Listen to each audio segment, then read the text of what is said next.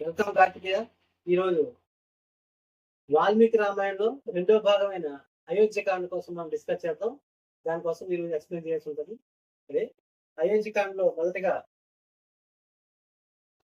దశరథ మహారాజుకి నలుగురు కుమారులని మనం బాలకాండలో డిస్కస్ చేసాం. ఈ నలుగురు కుమారుల్లో ఏ కుమారుడు అంటే దశరథ మహారాజుకి అత్యంత ఇష్టం, దానికోసం మీరు ఎక్స్ప్లెయిన్ చేయండి. దశరథుడికి నలుగురు కొడుకులు. రాముడు, లక్ష్మణుడు, భరతుడు, ఇంకా శత్రుఘ్నుడు. వారికి స్పెషల్ గా ఒక అంటేనే ఇష్టమని లేదు. అందరూ నలుగురు సమానంగా చూసుకుంటారు. కానీ రాముడు పెద్దోడై ఉండి కైకేయి ఎప్పుడైతే రాముడిని వనవాసానికి పంపిస్తుందో అప్పుడు దశరథుడు తట్టుకోలేడు. దశరథుడికి ఒక్క బిడ్డ అంటే ఇష్టం అయితే లేదు. దశరథుడికి ఈక్వల్ గా నలుగురు ఉన్నారు. కానీ దాంట్లోనే రాముడు అంటే కొంచెం ప్రేమ. ఎంతన్నా పెద్దోడు, నెక్స్ట్ మంచి గుణాలు ఉన్నాయి, అన్నిటిలోని ఉత్తముడు ఉత్తముడు అని కొంచెం సైడ్. ఆ తనకి ఓన్లీ రాముడనే కాదు, లక్ష్మణుడని కూడా ఇష్టమే, భరతుడు ఇష్టమే, శత్రుఘ్నుడు ఇష్టమే. లక్ష్మణుడు కూడా రాముడితో అరణ్యానికి వెళ్ళాడు కాబట్టి ఇంకా బాధ కలిగింది దశరథుడు. ఇద్దరు కోల్పోయాడు. కాకపోతే మనకి స్టోరీలో అయితే రాముడు వెళ్ళిపోయాడు అని చెప్పి దశరథుడికి బాధ కలిగిందని అయితే మనకి చెప్తారు. ఇక్కడ తదుపరికి వచ్చింది. రాముడు పట్టాభిషేకం అవ్వకుండా అడ్డుపడిన వారు ఆపడానికి కారణం, రాముడు వనవాసానికి వెళ్ళడానికి కారణం ఒకరి, ఇంకెవరో కాదు, రాముడి వల్ల పిల్లి కైకేయి. కైకేయి ఏంటంటే కైకేయికి రాముడు అంటే చాలా ఇష్టం. కైకేయి పట్టాభిషేకం చేసినప్పుడు కూడా రాముడు అవ్వాల్సిన వాడే అని కూడా తెలుసు తను. కాకపోతే కైకేయి వచ్చిన పుట్టింటి నుంచి కైకేయితో పాటు ఒక హౌస్ మేట్ అంటే దాసి మందర అనే ఒక దాసి, తను ఏంటంటే బ్రెయిన్ వాష్ చేసింది. కైకేయికి చెప్పింది అలాగెలా అవుతుంది, అందరికి ఈక్వల్ గా ఇవ్వాలి కదా, రాముడికి ఎలా ఇస్తారు, భరతుడికి కదా ఇవ్వాలి అని, భరతుడికి పట్టాభిషేకం చేయాలని మందర కైకేయితోని చెప్తుంది. ఈ కైకేయి కూడా కరెక్ట్ కదా అని చెప్పి అక్కడికక్కడ పట్టాభిషేకం ఆపేసి రాముణ్ణి ఒక వనవాసానికి అయితే పంపిస్తున్న విషయాన్ని మనం గమనించాలి. భూమి మీద కానీ ప్రపంచంలో కానీ చెప్పుడు మాటలు వినకూడదన్న ఒక కంటెంట్ ఈ అయోధ్యకాండలో. అంటే రాముడు అంటే దశరథుడు ముగ్గురు భార్యకి ఇష్టమే, కానీ కైకేయికి కూడా ఇష్టమే. కైకేయి కూడా చాలా సంతోషపడింది. ఫస్ట్ టైం రాముడికి ఇలా పట్టాభిషేకం చేస్తాడంటే కైకేయి కూడా ఇష్టపడింది. కానీ ఎప్పుడైతే తన దాసి అయినటువంటి మందస చెప్పిన మాటలు విని రాముడి మీద కోపం పెంచుకుంది. అంటే ఈ ఇద్దరు కూడా తన మనసులో ఉన్నదాన్ని తీసుకోవాలి తప్ప ఎవరో చెప్పుడు మాటలు విని తన అంతరాత్మను మార్చుకోవాలని ఈ అయోధ్యకాండలో ఒక లెసన్. ఈ అయోధ్యకాండలో తదుపరి కొంచెం దశరథుడు మాట అన్నాడా లేదంటే కైకేయి మాట అన్నదా, మొత్తానికి శ్రీరామచంద్రుడు అరణ్యవాసానికి వెళ్ళవలసిన అవసరం ఏర్పడింది. శ్రీరాముడు సీతా లక్ష్మణ సమేత అరణ్యవాసానికి ఏ నది తీరానికి వెళ్ళారు, ఎంతకాలం అరణ్యవాసం చేశారు, దానికోసం రాముడి మొత్తం రూట్ లోని ఒక్క నది దగ్గర ఆగడం అయితే లేదు. సరైన నది, గంగా నది, గోదావరి, యమున, ఆ 4 నదుల్ని దాటాడు.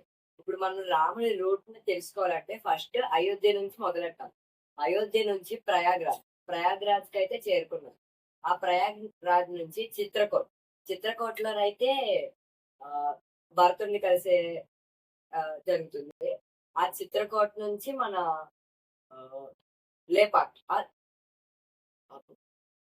రాముడు మొత్తం వనవాసానికి వెళ్ళినప్పుడు ఒక్క స్టాప్ దగ్గర అయితే ఆగలేదు. 4 నదులను అయితే దాటాడు. ఫస్ట్ సరయూ నది, గంగా నది, యమున, ఇంకా గోదావరి, పంచమే. ఆ 4 నదుల్ని దాటాడు. ఇక మనం తెలుసుకోవాల్సిందే రాముడి రూట్ అసలు ఎలాగా 4 దాటాడు. ఫస్ట్ తెలుసుకోవాలంటే అయోధ్య నుంచి మొదలెట్టాం. అయోధ్య నుంచి ప్రయాగ్రాజ్ కి అయితే వచ్చాం. ఆ ప్రయాగ్రాజ్ నుంచి అంటే అందరూ తెలుస్తుందని చెప్పి చిత్రకోటకు వచ్చాం. చిత్రకోట నుంచి దండకరణ్యకి వెళ్ళారు.